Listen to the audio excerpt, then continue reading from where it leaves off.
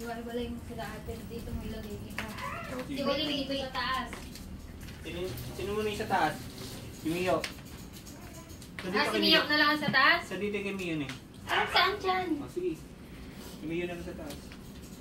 O Mio! Sa dito kay Mio. Nababa na doon. Sige na, sige na. Dahil sa kusina. Mio!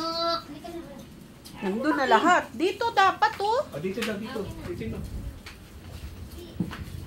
Ay, excited ka na. Ikaw, udang ka. Dito ilelera mo dito oh. Dito ilelera mo. Uy, dito. Dito, hilera. Ano requirements ni Mama?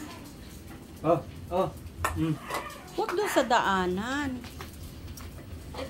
Milka. Ito kay Milka. Dito kay Milka. Milka! Dito ka. Hindi ko alam saan ka pupunta. Ito isa. Sa labas, ate. Oh, nagwawala na.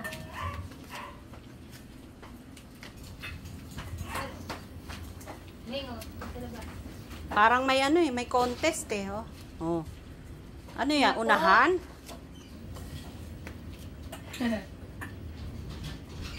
Nasa si Nanay Ganda? Bakit na yung Nanay Ganda ay nandoon sa ano? Uy!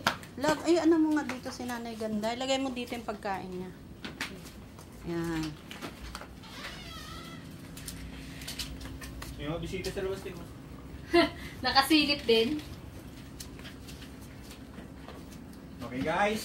Kanina pa nila pinakahihintay yan.